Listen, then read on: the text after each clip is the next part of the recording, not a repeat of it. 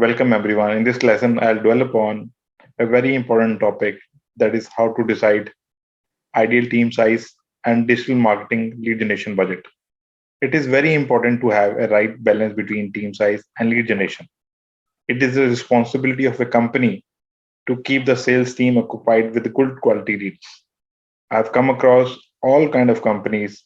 On one side, there are companies that spend too less on lead generation, that the sales team is not fully engaged in doing meetings and resulting in lower productivity of a sales team. And on the other side, there are companies that do too much lead generation without efficient processes in place, that the sales team is not able to do proper timely follow-up. This again results in wasting too much money on lead generation. So in this lesson, I'll try to share how to decide the ideal team size and your lead generation marketing budget. Let's get started. Let's have a look at the screen and see how to find the same. There are primarily two colors, green and light blue, in the Google Sheet. I'll share the link of this Google Sheet with you so it becomes handy and you can make a copy and customize as per your requirement. In green colored columns, I have taken some assumptions which you can change and customize for a company. Blue color column will populate itself from the formulas I have created. Let's get started. Like if we see in row one, that is step one, let N1 be the number of meetings a salesperson can do in a month. I have taken assumption that number of meeting a salesperson can do in a month is 20. This is very realistic assumption. Let's say the number is N1, that is N1 is equal to 20.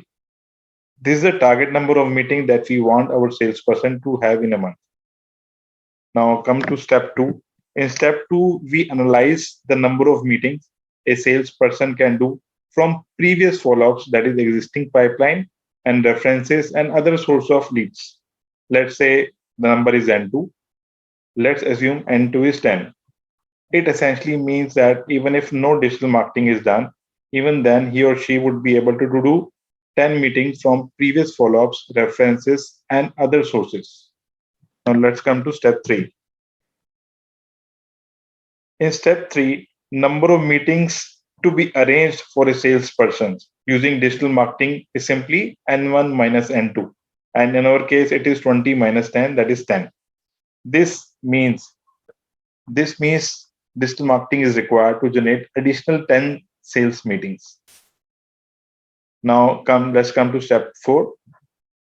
Now, based on the experience of marketing various kind of real estate projects, the meeting to lead ratio has a range of 7 to 12%. Let's assume that to be 10% for easy calculation, and it's a realistic assumption. This means that for every 100 leads that are generated through digital platforms like Facebook, emailers, Google, LinkedIn, etc., only 10% would materialize into meetings and series discussion. While doing digital marketing, leads received will always be a mix of hot, warm, cold audience, and in different stages of buying cycle. So 10% is a realistic assumption. Now let's come to step five. This means that to generate 10 meetings of a salesperson, which he or she is short of, we need to provide 100 leads to various digital marketing channels.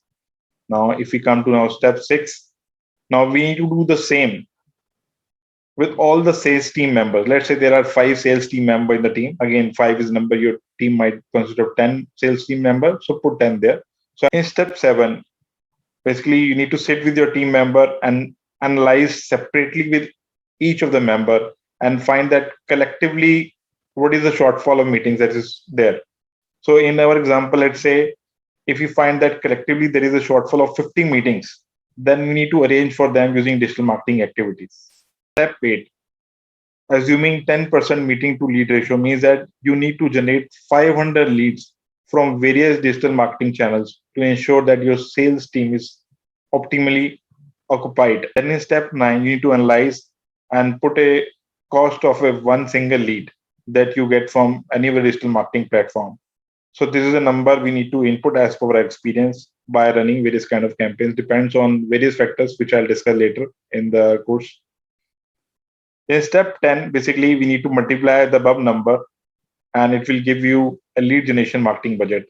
In our case, for example, you have kept it as average cost of lead is 1,000 and number of leads that we need to generate it is 500. So it means the lead generation budget of 5 lakh rupees is required. Again, it could be rupees, dollar, all depending on the country you're watching in. Step 10 will give you a lead generation budget, which is nothing but it's a multiple of number of leads that is required and an average cost of a lead. This is one simple process by which the number of leads required is derived and lead generation marketing budget can be planned. There are various factors which affect the cost of a lead. Few of the factors on which cost of a lead depends includes number one, reputation of a builder. If the reputation of builder is good, the cost of lead would be less as compared to an unknown developer. Location of a project. If the location is upcoming and there is a lot of demand, then the cost of lead would be less, provided there is not too much competition.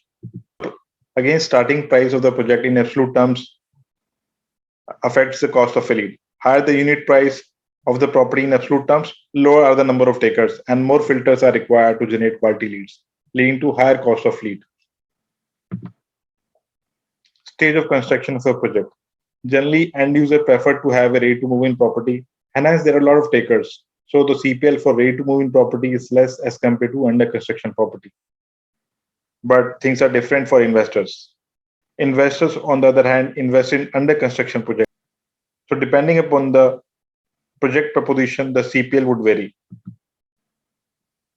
Special schemes and offer. Better schemes would result in lower CPL. Payment plans. Similarly, better payment plans would result in lower CPL or cost per lead.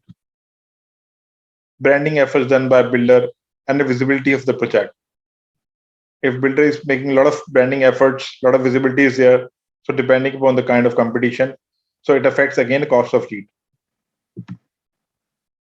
Choice of digital media.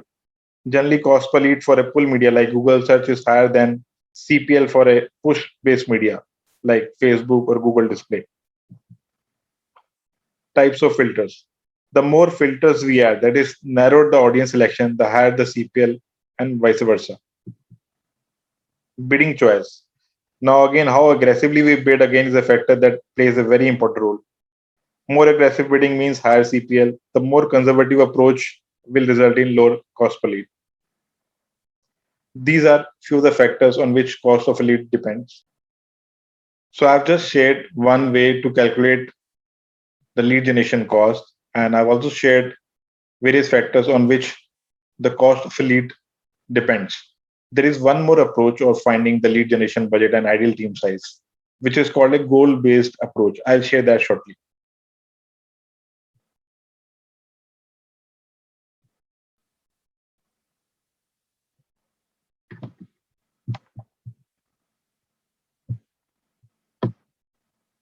Now, there is another way to find the ideal team size and digital marketing lead generation budget.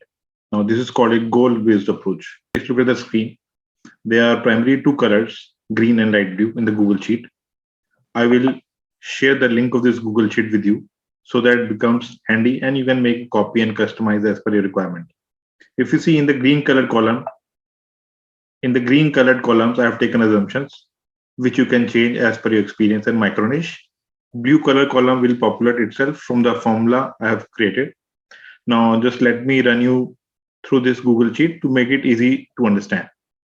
Let's say you are a consultant and your revenue, that is brokerage goal G, is 10 lakh or 1 million. Choose the currency as per your country. If you are in India, it could be rupees. In UAE, it could be dirhams. In USA, it would be dollars. Now, let's say now average commission C that you get is, let's say, 2% of the property value. Again, this is something which we have to input. Again, in column 3, PV, input the average ticket size. Now, if you enter the goal, average brokerage commission in percentage and average ticket value, your gross revenue per sales and number of properties that you need to sell will populate itself. So in this case, gross revenue per sale is 2 lakh and number of property to be sold is 5. In this example, I've taken revenue goal as 1 million, average commission as 2%, and average ticket size as 10 million. This populates the number of properties to be sold to be 5 to reach my goal. Now, next assumption is conversion to meeting ratio. You have to input this number as per your experience. I have taken a realistic assumption of 10%. which means that in order to get 5 conversion, my team should do 50 meetings. In the next step, we need to sit with our team and analyze the number of meeting salesperson can do from previous follow-ups. That is existing pipeline references and existing other source of leads. Let's say it is 10 meetings. It means that 40 meetings are to be arranged from digital marketing efforts. Now, assuming lead to meeting ratio of 10%, it means that 400 leads to be generated to have 40 meetings. If we input the average cost of a lead in a green column, it will populate C1, that is lead generation cost.